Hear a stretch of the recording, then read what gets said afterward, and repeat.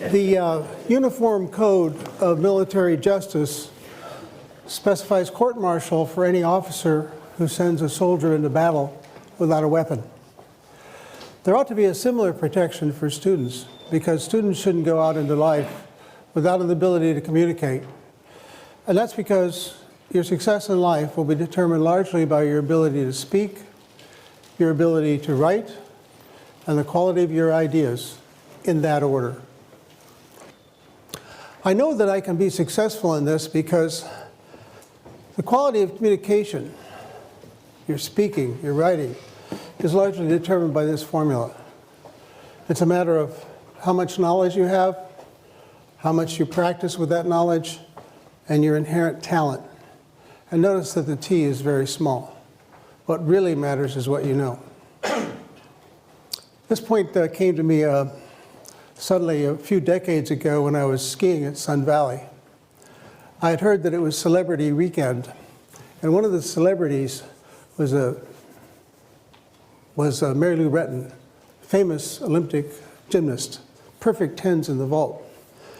And I heard that she was a novice at skiing, so when the opportune moment arrived, I looked over on the novice slope and saw this young woman who, when she became unbalanced, went like that. And I said, that's got to be her. That must be the gymnast.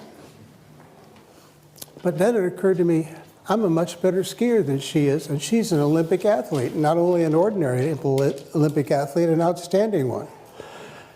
And I was a better skier because I had the K, and I had the P, and all she had was the T. So you can get a lot better than people who may have inherent talents if you have the right amount of knowledge.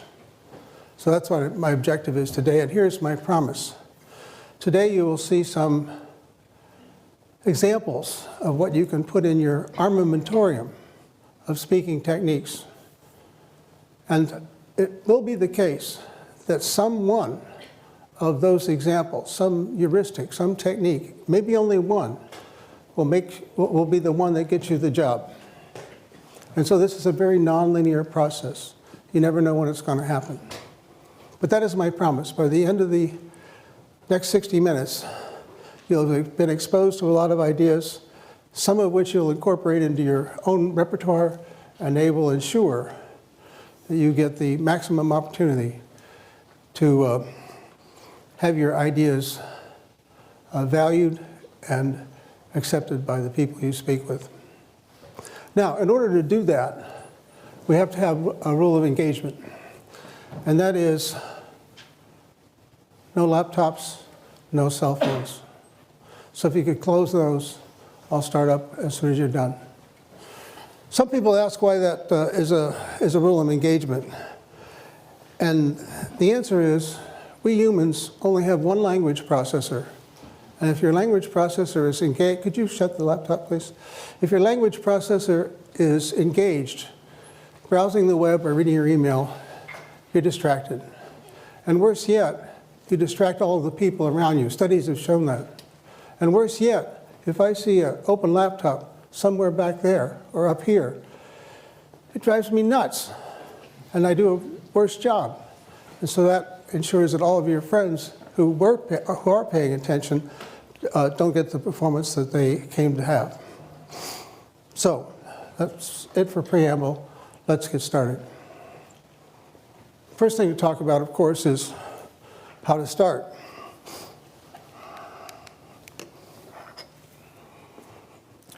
Some people think the right thing to do is to start a talk with a joke.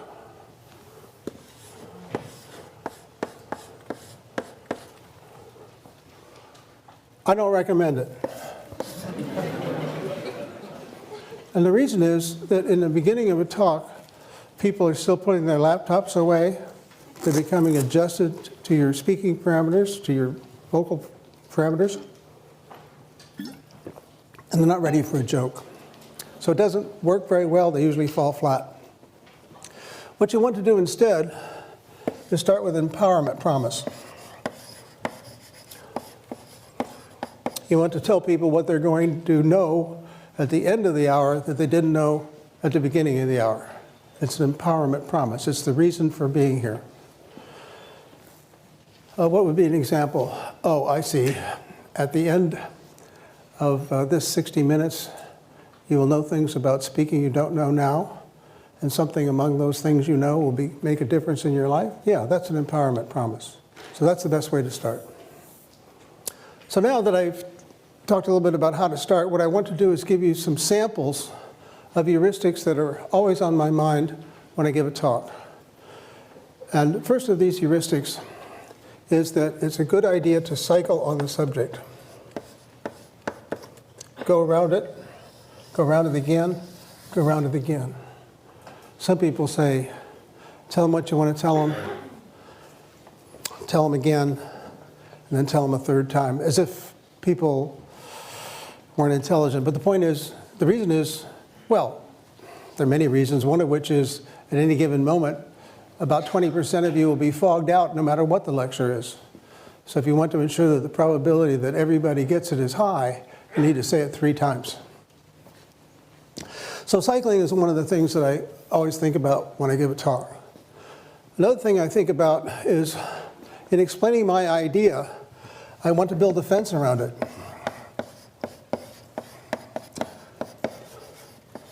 So that it's not confused with somebody else's idea.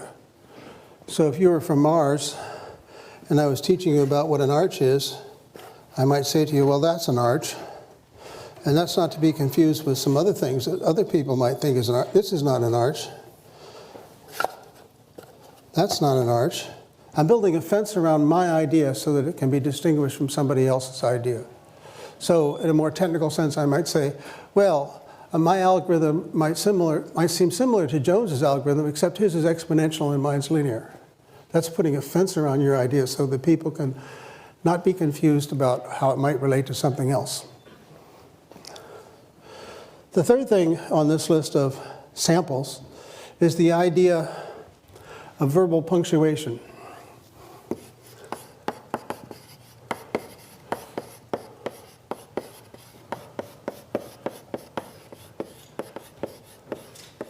And the idea here is that because people will occasionally fog out and need to get back on the bus, you need to provide some landmark places where you're announcing that it's a good time to get back on.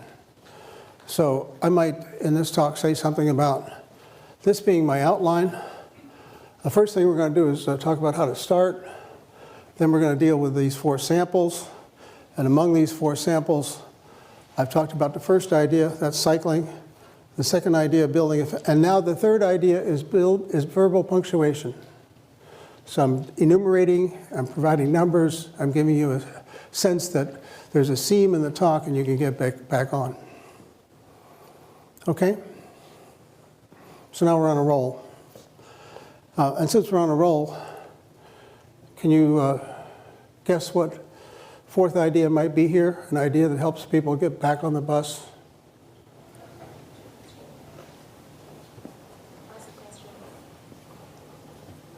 Yes. Ask a question. Ask a question, yes. Thank you. So ask a question.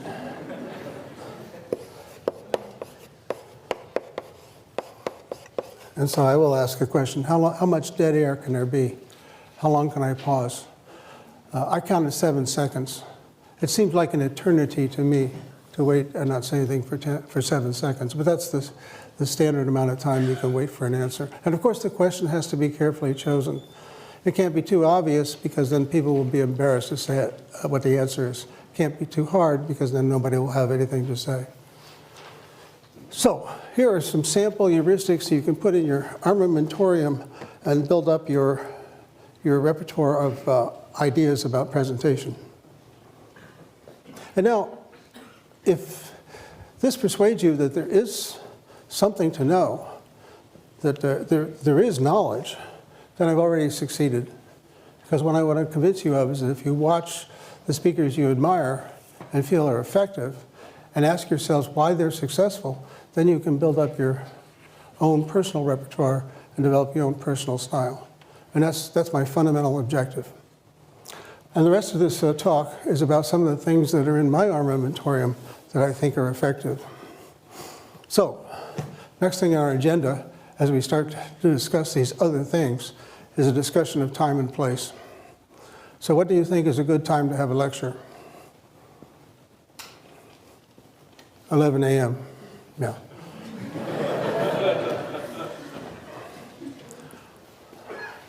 And the reason is, most people at MIT are awake by then, and hardly anyone has gone back to sleep.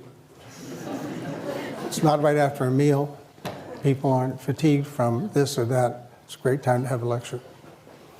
So that brings me next to the question of what about the place? And the most important thing about the place is that it be well lit.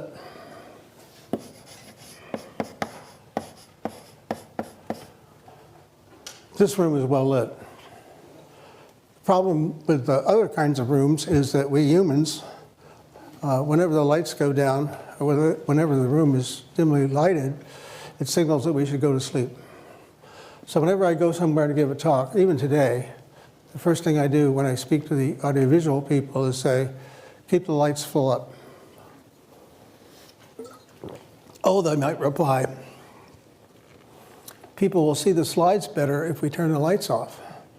And then I reply, it's extremely hard to see slides through closed eyelids. What else can you say about the place?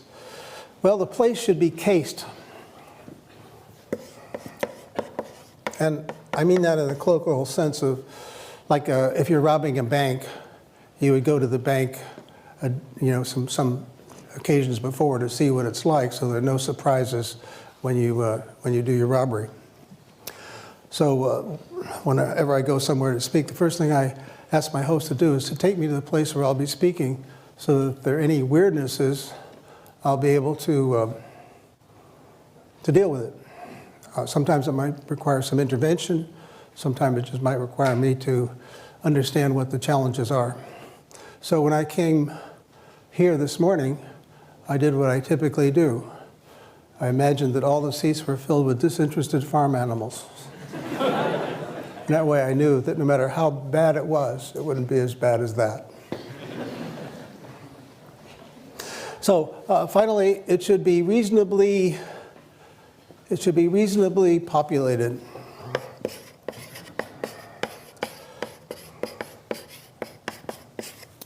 It should be the case that, if there are 10 people in this hall, everyone would be wondering what's going on that's so much more interesting that nobody's here. So you want to get a right-sized place that doesn't have to be packed, but it has to be more than half full. So those are some thoughts about time and place. The next thing I want to talk about is subject of boards and props and slides.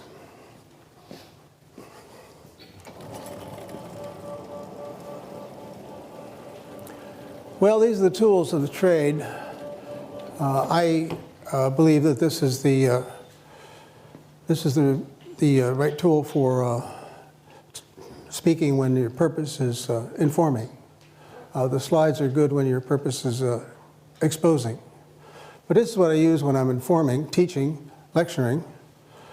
And there are several reasons why I use it. For one thing, when you use the board, you have a graphic quality.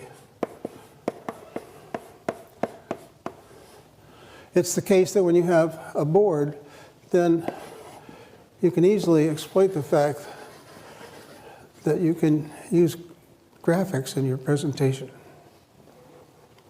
So that's the graphic quality that I like. And the next thing I like is a speed property. The speed with which you write on the blackboard is approximately the speed at which people can absorb ideas. If you go flipping through a bunch of slides, nobody can go that fast. Finally, one great property of a board is that it can be a target.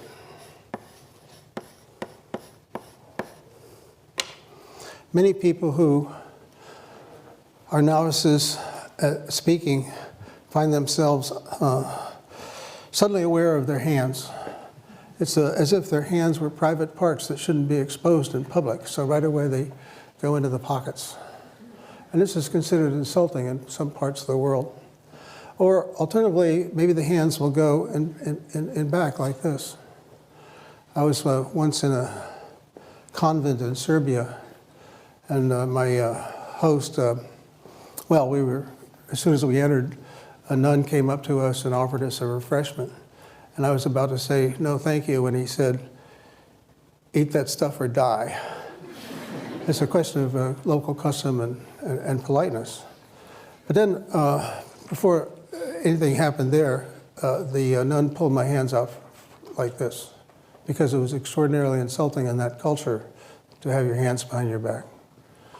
So why is that? Well, it's usually supposed that that it has to do with whether you're concealing a weapon.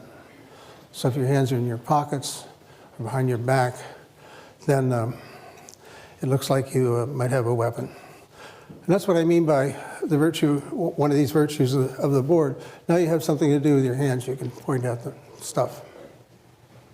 I was once watching Seymour Papert give a lecture. I thought it was terrific. So I went a second time. First time to absorb the content, second time to note the style. And what I discovered is that Papert was constantly pointing at the board. And then I thought about it a little while, and I noted that none of the stuff he was pointing to had anything to do with what he was saying. Nevertheless, it was an effective technique. So that's just a little bit about the virtue of blackboards. And now I want to talk about props. You know, the custodians of knowledge about props are the playwrights. Many decades ago, I saw a play by Heinrich Ibsen. It was Hedda Gabler. I remember vaguely that it was about a woman in an unhappy marriage, and her husband was in competition for an academic job with somebody else, and he was going to lose, partly because he was boring, and partly because the competitor had just written a magnificent book. By the way, this is back in the days before there were copying machines and computers. Anyhow, as the play opens, there's a pot-bellied stove.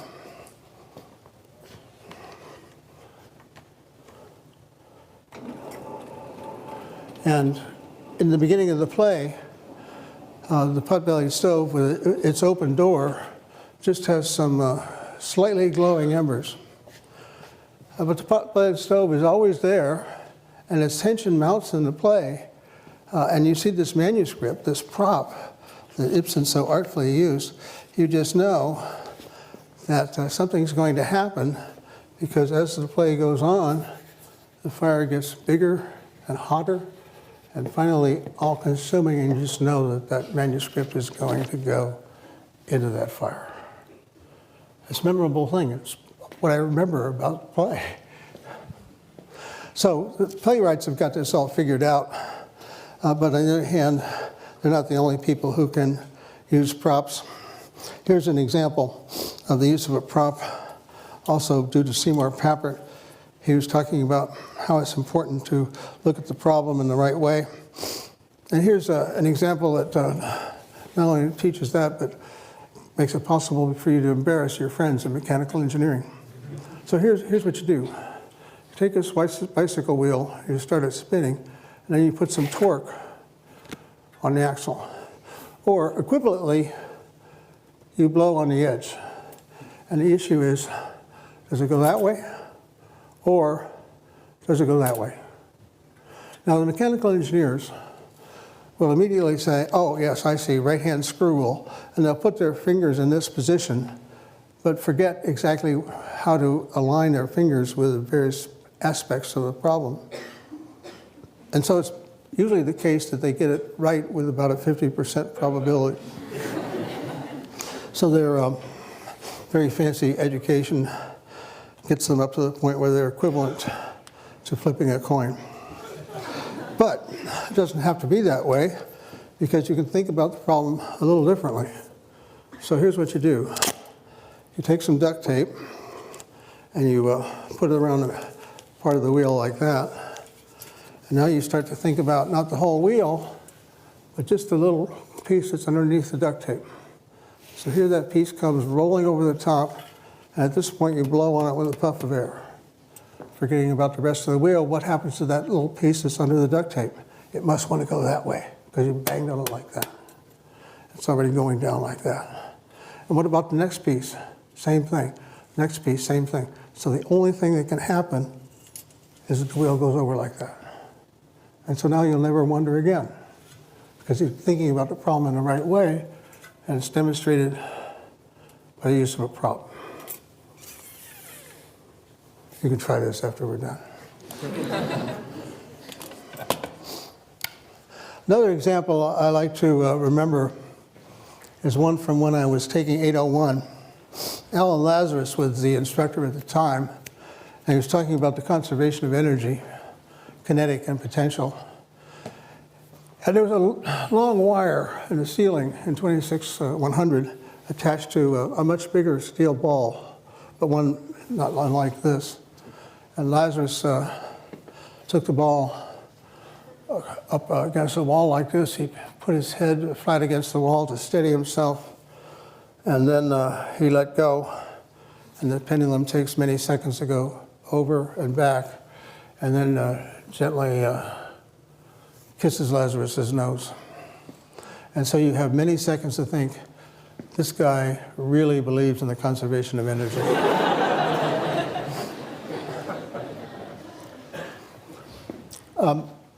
Do not try this at home. The problem is that first time you do this, you may not just let go. There's a natural human tendency to push.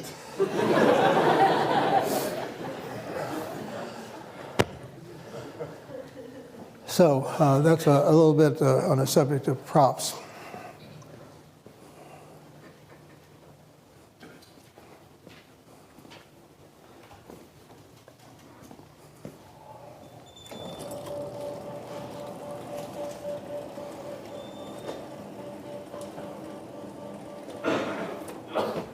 You know, it's interesting, whenever surveys are taken, students always say more chalk, less PowerPoint.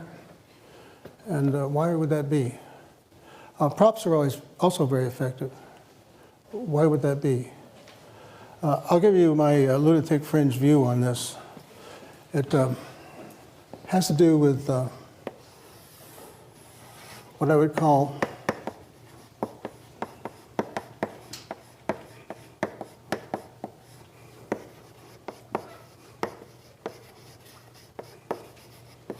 empathetic mirroring.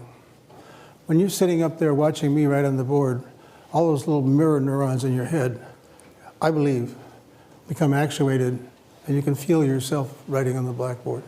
And even more so, when I talk about this steel ball going that way and this way, you can feel the ball as if you were me. And you can't do that with a slide. You can't do it with a picture. You need to see it in the physical world. That's why I think that, oh yes, of course, there are speed questions involved too that have to be separated out, but I think the empathetic mirroring is why props and the use of a blackboard are so effective. Well, let's see. Oh yes, there is one more thing by way of the tools, and that has to do with the use of slides. I repeat, I think they're for exposing ideas, not for teaching ideas, but that's what we do in a job talk or a conference talk. We expose ideas, we don't teach them. So let me tell you a little bit about my views on that. I remember once I was in Terminal A at Logan Airport. I'd just come back from a really miserable conference, and the flight was really horrible. It was one of those that feels like an unbalanced washing machine. And for the only time in my life, I decided to stop on my way to my car and have a cup of coffee and relax a little bit. And as I was there for a few minutes, someone came up to me and said, "Are you Professor Winston?" "I think so," I said. I don't know, I guess I was trying to be funny. In any event, he said, "I'm on my way to Europe to give a job talk. Would you mind critiquing my slides?" "Not at all," I said. "You have too many and they have too many words." "How did you know?" he said, thinking perhaps I'd seen a talk of his before. I hadn't. My reply was, "Because it's always true. There are always too many slides, always too many words." So let me show you some extreme examples of how not to use slides. Well, for this demonstration, I need to be way over here.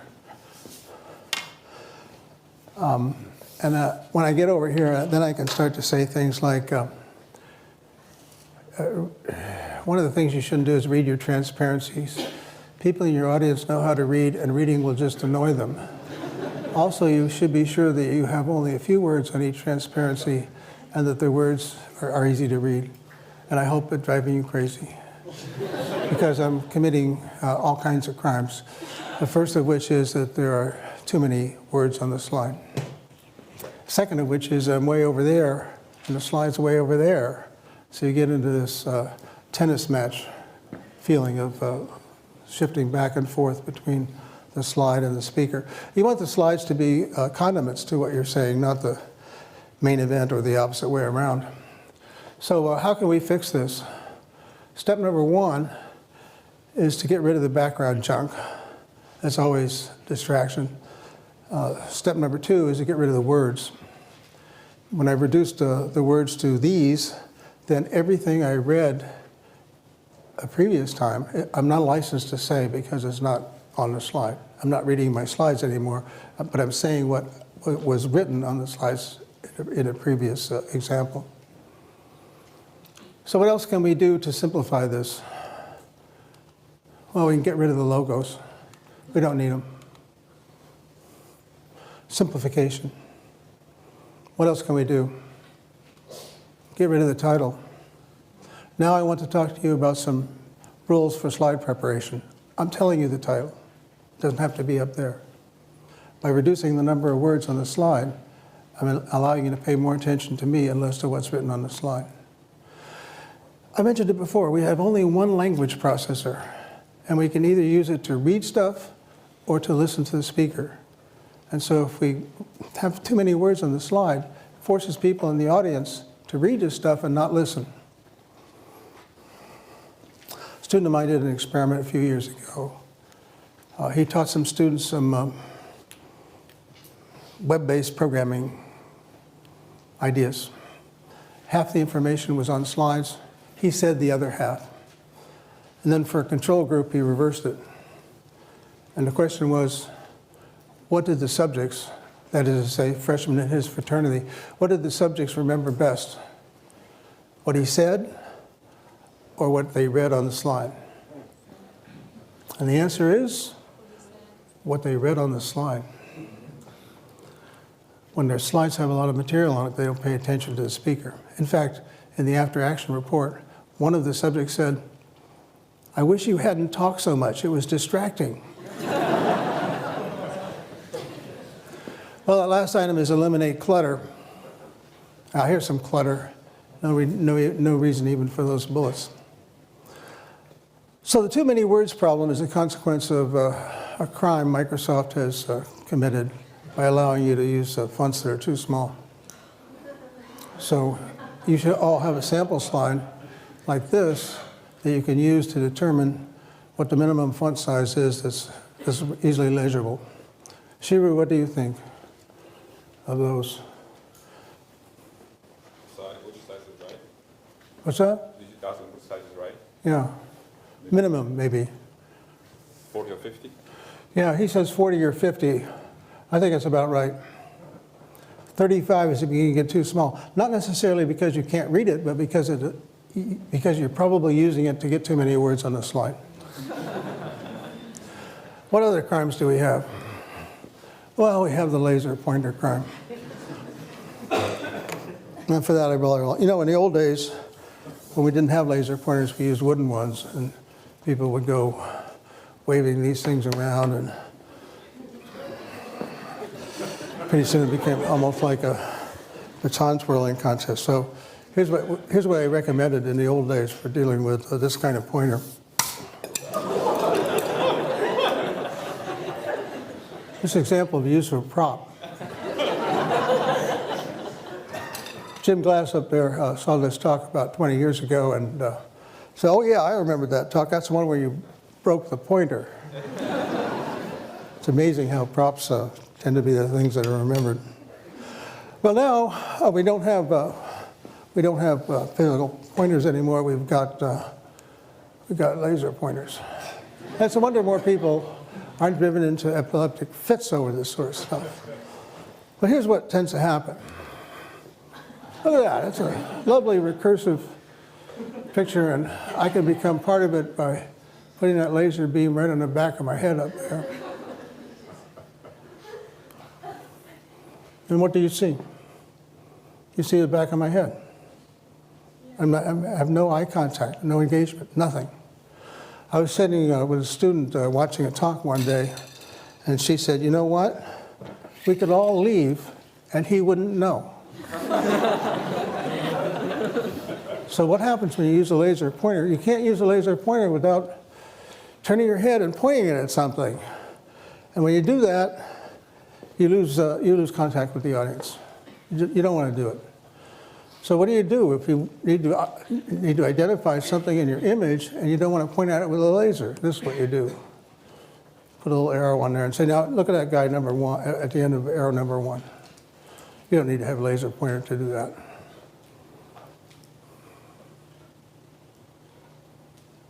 The too heavy crime.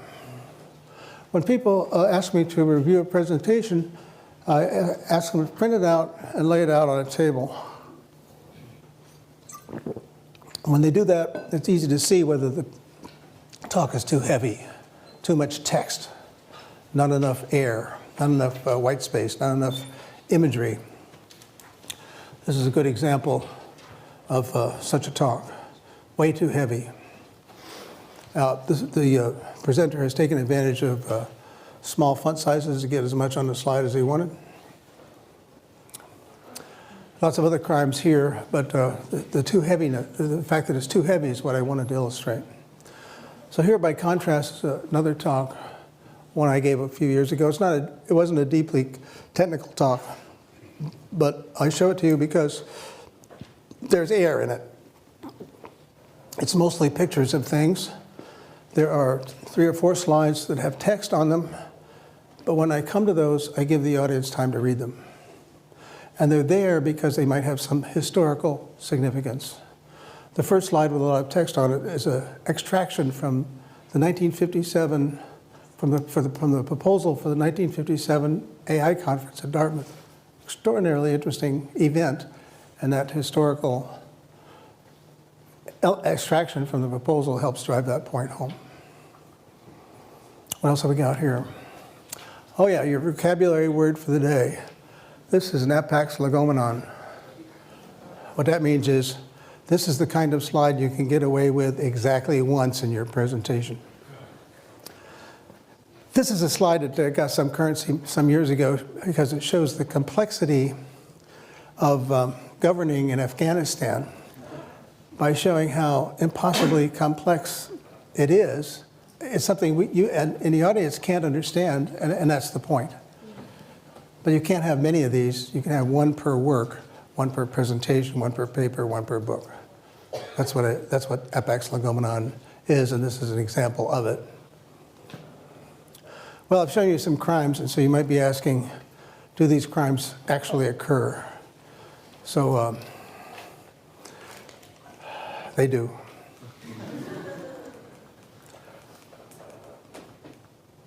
There's the hands in the pockets crime. There's a crime in time and place selection here. This is how you get to the Bartos Theater.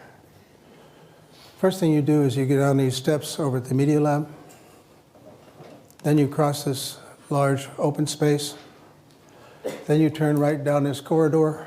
At this point, whenever I go in there, I wonder if there are torture implements around the corner. And then when you get in there, you get into this dark, gloomy place.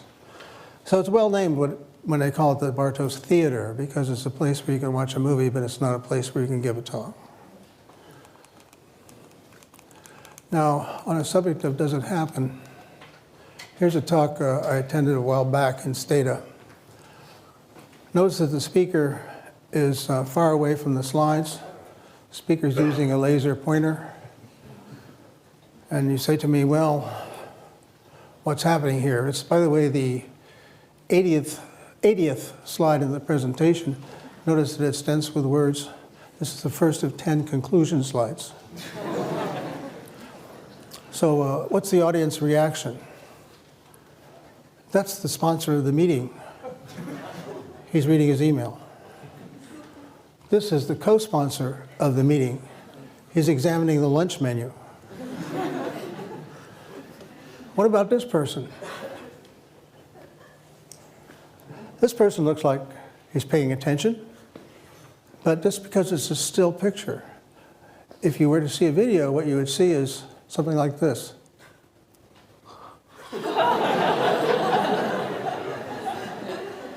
So yeah, it does happen. Well, now that's a quick review of tools. Now I want to talk about some special cases. We could talk a little bit about informing, or to say it another way, doing what I'm doing now. But I'll just say a few words about that. In that kind of presentation, you want to start with a promise, like I did for this hour that we're going through now. But then it comes to the question of how do you inspire people? I've given this talk for a long time, and a few years ago, our department chairman said, would you please give this talk to a new faculty and be sure to emphasize what it takes to inspire students. And strangely, I hadn't thought about that question before, so I started a survey. I talked to some of my incoming freshman advisees, and I talked to senior faculty and everything in between about how they've been inspired. What I found from the incoming freshmen is that they were inspired by some high school teacher who told them they could do it. What I found in the senior faculty, they were inspired by someone who helped them to see a problem in a new way. And then what I saw from everyone is that they were inspired when someone exhibited passion about what they were doing. Exhibited passion about what they were doing. Yeah, so that's one way to be inspiring. It's easy for me because, you know, I do artificial intelligence. How can you not be interested in artificial intelligence, right? I mean, if you're not interested in artificial intelligence, you're probably not interested in interesting things. So when I'm lecturing in my AI class, it's natural for me to talk about what I think is cool and how exciting some new idea is. So that's the kind of expression of passion that makes a difference while informing with respect to this question of inspiring. Oh yeah, and of course during this promise phase, you can also express how cool stuff is. Let me give you an example of a lecture that starts this way. I'm talking about resource allocation. It's the same sort of stuff you would think of when it's the same sort of ideas you would need if you're allocating aircraft to a flight schedule or trying to schedule a factory or something like that. But the example is putting colors on the states in the United States without any bordering states having the same color. So here goes. This is what I show in the beginning of the class. This is a way of doing that coloring. And you might say, well, why don't we wait till it finishes? Would you like to do that? No? Well, we're not going to wait till it finishes because the sun will have exploded and consumed the earth before this program finishes. But with a slight adjustment to how the program works, which I tell my students, you will understand in the next 50 minutes, this is what you get. Isn't that cool? You know, you got to be amazed by stuff that takes a computation from longer than the lifetime of the solar system into a few seconds. So that's what I mean by providing a promise up front and expressing some passion about what you're talking about. Well, the last item in this little block here is it has to do with what people think that they do at MIT. You ask faculty what the most important purpose is, and they'll say, well, the most important thing I do is teach people how to think. And then you say, oh, that's great. How do you teach people how to think? Blank stare. No one can quite respond to that part, that natural next question. So how do you teach people how to think? Well, I believe that we are storytelling animals, and that we start developing our story understanding and manipulating skills with fairy tales in childhood and continue on through professional schools like law, business, medicine, engineering, everything. And we continue doing that throughout life. So if that is what thinking is all about, then when you want to teach people how to think, you provide them with the stories they need to know, the questions they need to ask about those stories, mechanisms for analyzing those stories, ways of putting stories together, ways of evaluating how reliable the story is, and that's what I think you need to do when you teach people how to think. But that's all about education, and many of you here, not necessarily for that, but rather for this part, for persuading, which breaks down into several categories: oral exams, not shown, job talks, getting famous. I won't say much about oral exams, other than the fact that they used to be a lot scarier than they are today. In the old days, reading the literature in a foreign language was part of that, and there was a high failure rate. And when you look back on those failures, the most usual reason for people failing an oral exam is failure to situate and a failure to practice. By situate, I mean it's important to talk about your research in context. This is a problem that's being pursued all over the world. There hasn't been any progress before me in the past 30 years. Everyone is looking for a solution because it will have impact on so many other things. So that's situating in time and place and field. And then as far as practice is concerned, yes, practice is important, but that doesn't mean showing your slides to the people who share an office with. The problem with that is that if people know what you're doing, they will hallucinate that there's material in their presentation that isn't there. It isn't there. A variation on the same, by the way, is your faculty supervisor is not a very good person to help you debug a talk, because they, in fact, know what you're doing, and they will, in fact, hallucinate there's material in your presentation that isn't there. So you need to get together some friends who don't know what you're doing and have them, well, you start the practice session by saying, if you can't make me cry, I won't value you as a friend anymore. And then when you get to the faculty on a oral exam, it will be easy. You see, difficulty, or the amount of flack you'll get from somebody is proportional to age. The older somebody is, the more they understand where they are in the world. But the young people are trying to show the old people how smart they are, so they'll be vicious. So whenever you have an opportunity to have an examining committee that's full of people with gray hair, that's what you want. Well, that's just a word or two about something I haven't listed here. Let's get into the subject of job talks. So I was sitting in a bar many years ago in San Diego. I was a member of the Navy Science Board, and I was sitting with a couple of my colleagues on the board. Dolores Eder from the University of Colorado. She made me so jealous I could spit because she'd written 21 books and I'd only written 17. And then the other one was Bill Weldon from the University of Texas. He was a electromagnetism guy, and he knew how to use rail guns to drive steel rods through tank armor. These were interesting people. So I said, what do you look for in a faculty candidate? And within 1 microsecond, Dolores said, they have to show us they've got some kind of vision. Quickly followed by Bill, who said, they have to show us that they've done something.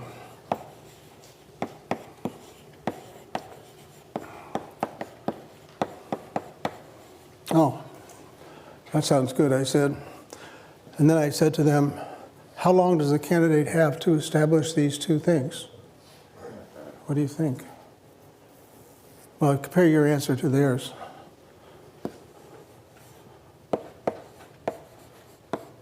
5 minutes. So if you haven't expressed your vision, if you haven't told people that you've done something, in 5 minutes you've already lost. So you have to be able to do that. And let me just mention a couple of things in that connection.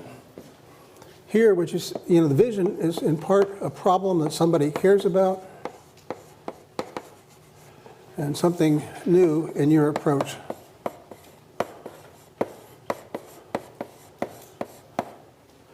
So the problem is understanding the nature of human intelligence.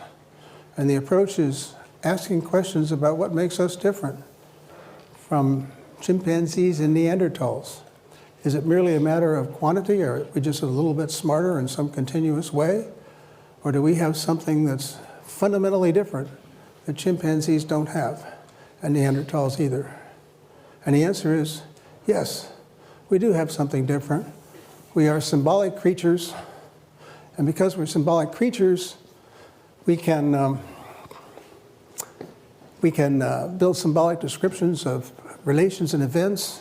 We can string them together and make stories, and because we can make stories, that's what makes us different. So that's my stump speech. That's how I start most of my talks on my own personal research. How do you express the notion that you've done something? By listing the steps that need to be taken in order to achieve the solution to that problem. You don't have to have done all of those steps, but you can say, here's what needs to be done. An example. Here's what needs to be done. We need to specify some behavior. We need to enumerate the constraints that make it possible to deal with that behavior. We have to implement a system because we're engineers and we don't think that we've understood something unless we can build it. And we've built such a system and we're about to demonstrate it to you today. That would be an example of enumerating a series of steps needed to realize the vision. So then, blah, blah, blah, blah, blah, blah, blah, blah, blah. And then you conclude by enumerating your contributions.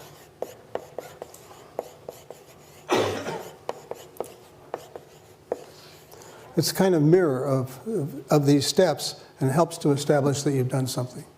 So that's a kind of general purpose framework for doing a technical talk. Now, only a few more things left to do today. Getting famous is the next item on our agenda, because once you've got the job, you need to think a little bit about how you're going to be recognized for what you do. So,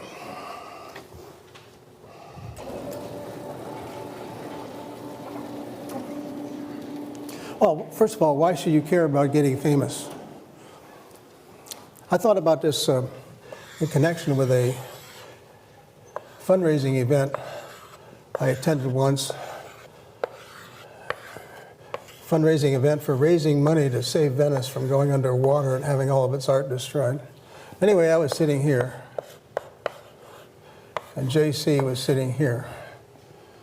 That was Julia, the late Julia Child. And as the evening wore on, more and more people would come up and ask Julia to autograph something or express a feeling that she had changed their life, and it just happened over and over again. So eventually I turned to Julia and I said, "Ms. Child, is it fun to be famous?" And she thought about it for a second and she said, "You get used to it." But you know what? It occurred to me, you never get used to being ignored. So here's a way to think about it. Your ideas are like your children, and you don't want them to go into the world in rags. So what you want to do is to be sure that you have these techniques, these mechanisms, these thoughts about how to present the ideas that you have so that they're recognized for the value that is in them. So that's why it's a legitimate thing to concern yourself with packaging. Now, how do you get remembered? Well, there's something I like to call Winston's star. And every one of the items I'm about to articulate starts with an S. So if you want your presentation ideas to be remembered, one of the things you need to do is to make sure that you have some kind of symbol associated with your work. So this arch example is actually from my PhD thesis many, many years ago. And in the course of my work at that time, this work on arch learning became mildly famous, and I didn't know why. It was only many years later that I realized that that work accidentally had all of the elements on this star. So the first element is that there was a kind of symbol. It's the arch itself. Next thing you need is some kind of slogan, a kind of phrase that provides a handle on the work. And in this case, the phrase was one-shot learning. And it was one shot because the program I wrote learned something definite from every example that was presented to us.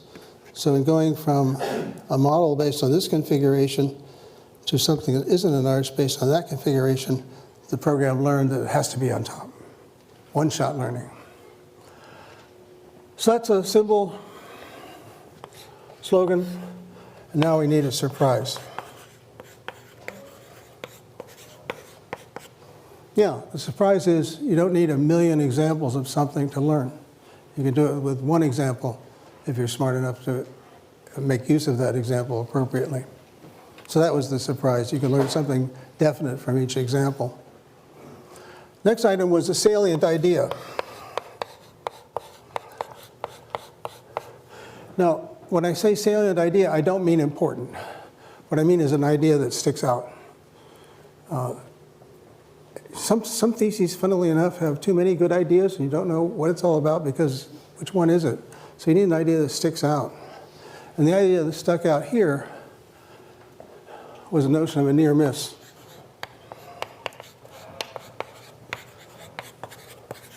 You see, this is not an arch, but it doesn't miss by much. So it's a near miss. And finally, you need to tell the story of how you did it, how it works, why it's important. So that's a bit on how to, not so much get famous, but how to ensure that your work is recognized. Well, we're almost finished because now we're down to this last item, which is how to stop.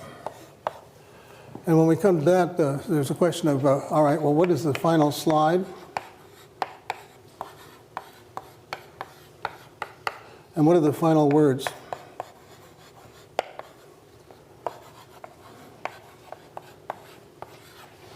So for the final slide, let me give you some examples of possibilities. How about this one? Well, you might see that slide and think to yourself, there are 1,000 faculty at MIT. Nice piece of work, but not so much, but it's only a tiny piece of work if you divide by 1,000. So when you show a whole gigantic list of collaborators at the end of a talk, it's a kind of letdown because it suggests that nobody knows, well, did you do anything significant? Now you got to recognize your collaborators, right? So where do you do that?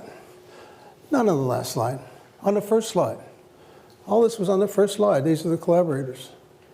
So you don't want to put them at the end. You don't want to slide like this. How about this one? This is the worst possible way to end a talk. Because this slide can be up there for 20 minutes. I've seen it happen. It squanders real estate. It squanders an opportunity to tell people who you are. It's just... What about this one? I often see it. I've never seen anybody write it down. Also, it wastes opportunity. Oh my God. Even worse. All of these slides do nothing for you. They waste an opportunity for you to tell people, to leave people with who you are. Well, what about this? This a good one? It might seem so at first, but here's the problem. If you say, these are my conclusions, these are perfectly legitimate conclusions that nobody cares about.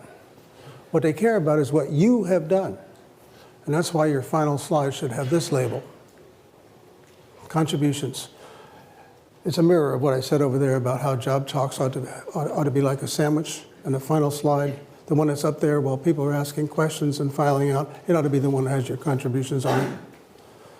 Here's an example from my own stump speech. Yeah, this is what I talk about a lot. Yes, here are the things that I typically demonstrate. And I wait for people to read it. And then the final element there is, this is what we get out of it. So that's an example of a contribution slide. All right, now, what about the other part? You know, you got your final slide up there as a contribution slide. Somehow you have to tell people you're finished. So let's check out a few possibilities. One thing you could do in the final words is you could tell a joke. It's okay. By the time you're done, people have adjusted themselves to your voice parameters. They're ready for a joke. I was sitting in another bar, this time in Austin, Texas, with a colleague of mine named Doug Lenat. And Doug's a fantastic speaker. And so I said to Doug, Doug, you're a fantastic speaker. What's your secret? And he said, oh, I always finish with a joke, and that way people think they've had fun the whole time. So yeah, a joke will work down there. How about this one?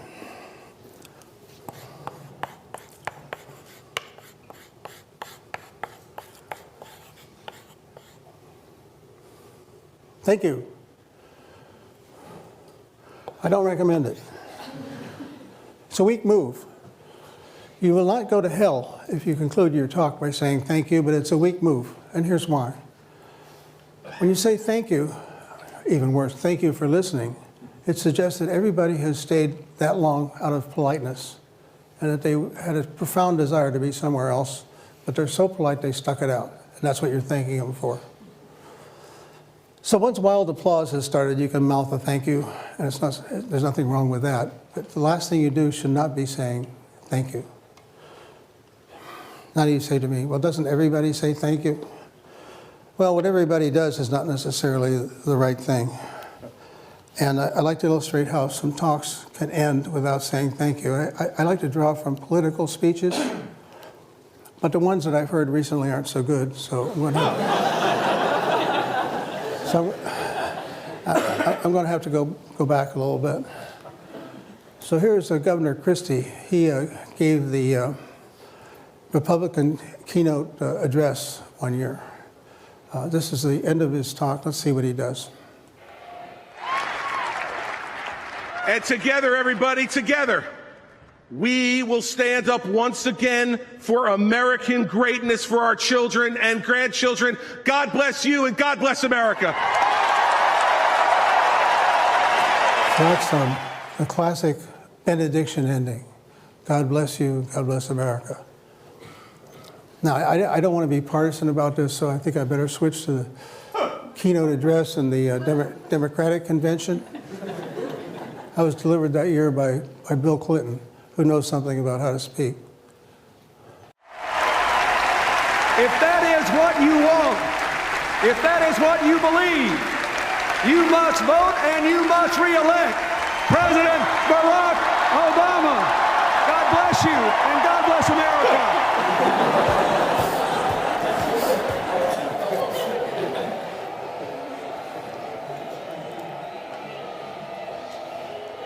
Now watch this. Let's go back a little bit and redo it. What I want you to see is that at one point he seems to be almost pressing his lips together, forcing himself not to say thank you. And then there's another place where he does a little salute. So watch for those this time around. If that is what you want, if that is what you believe, you must vote and you must re-elect President Barack Obama. God bless you and God bless America. That's where he's pursing his lips. Where's the salute?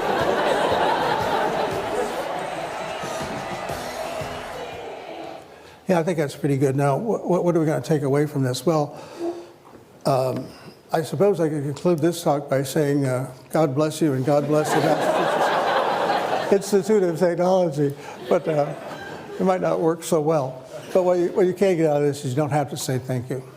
There are other things you can do. And you know, it's interesting that over time people figure this out and there's some stock ways of ending things. So in the Catholic Church, in the good old Latin Mass, it landed with ite missa est,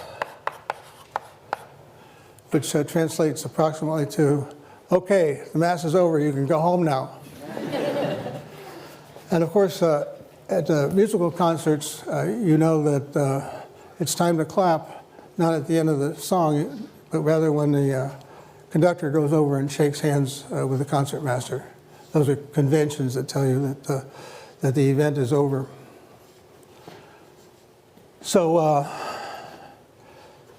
those are all possibilities for here. But one more possibility, and that is that you can salute the audience. And by that I mean you can say something about how much you value your time at a place. So I could say, well, it's been a great fun being here. It's been fascinating to see what you folks are doing here at MIT.